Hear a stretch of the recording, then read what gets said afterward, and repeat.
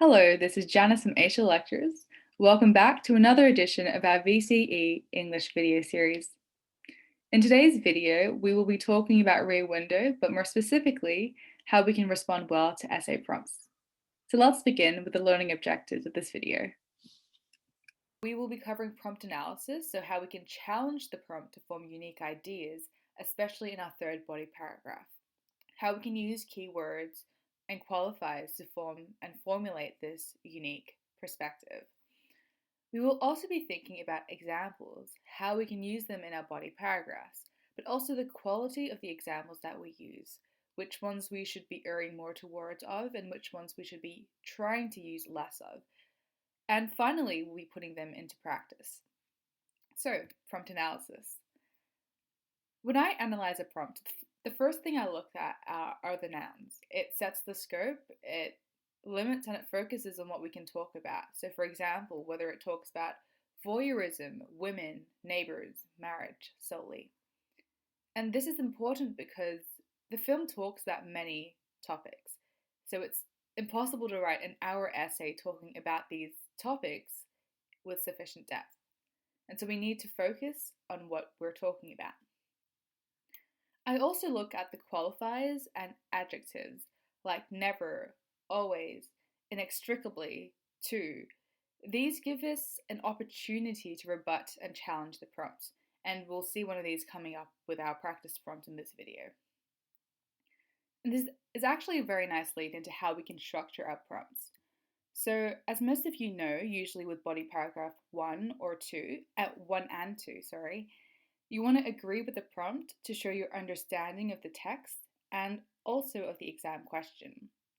But for body paragraph 3, we should be challenging the prompt to show your critical thinking skills and also to show a more rounded and holistic approach to the complexity of the film.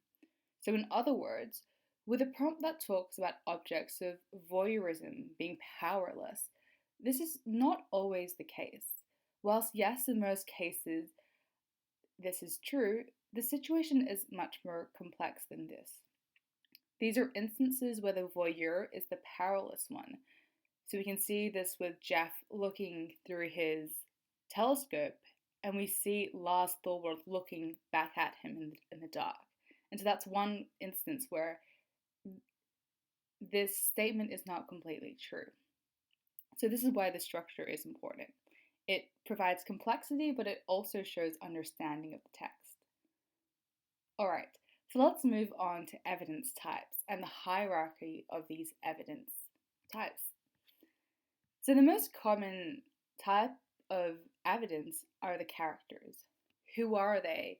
What do they do in the film? What do they represent?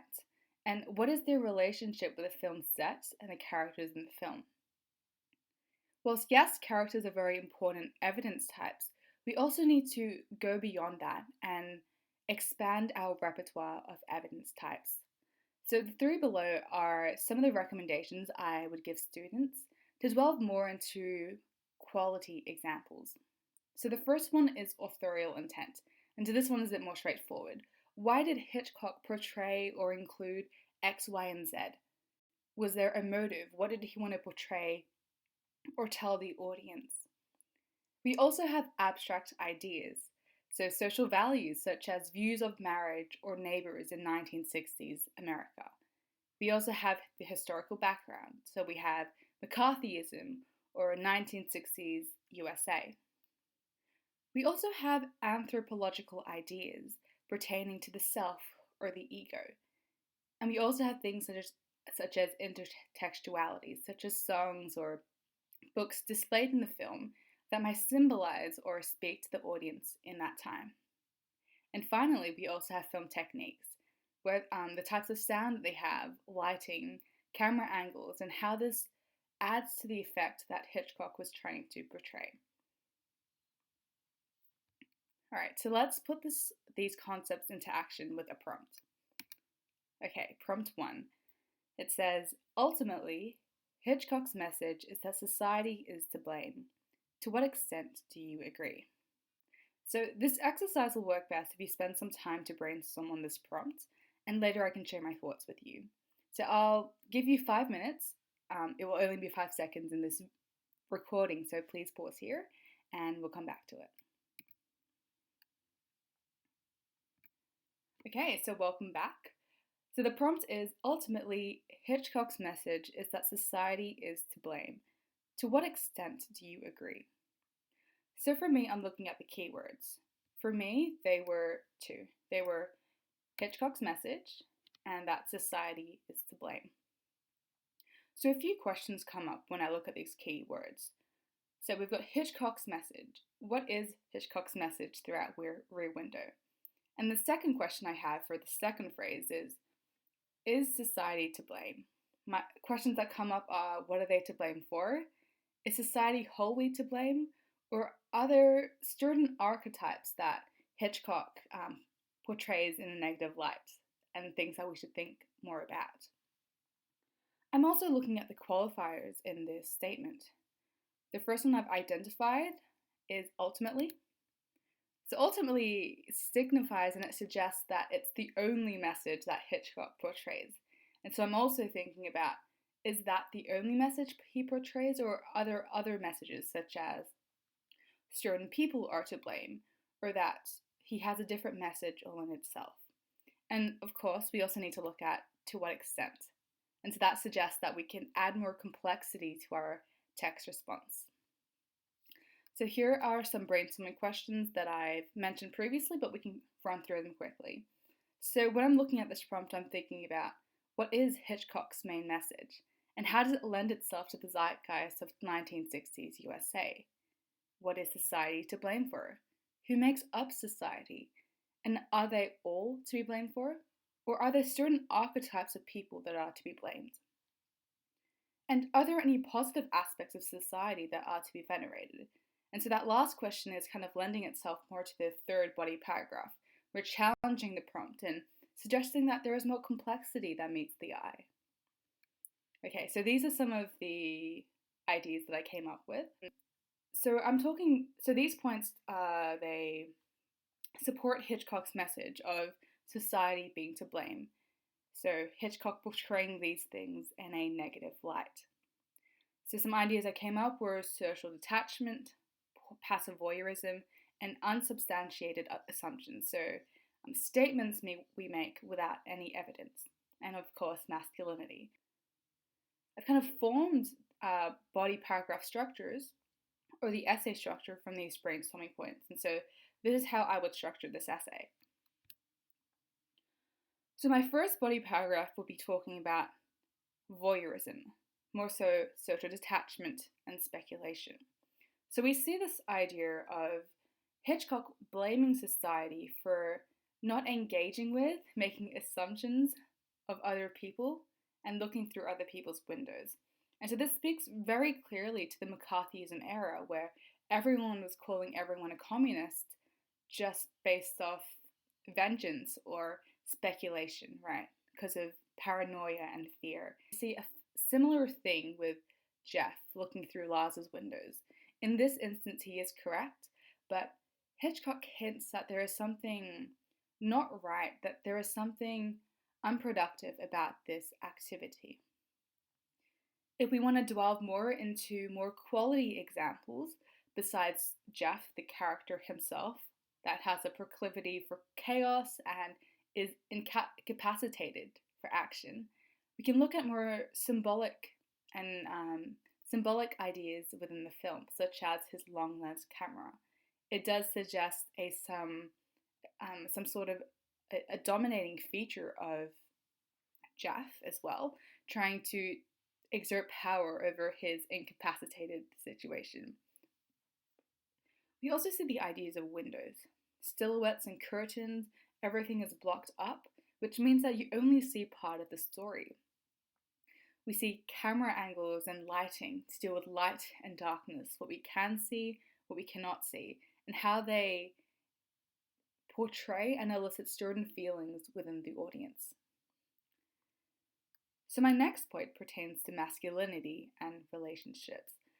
So for me, I'm seeing a lot of Hitchcock criticizing society and blaming society for this hypermasculine perspective. in society. So we're looking at the male gaze. You can see how Jeff and his friend, they're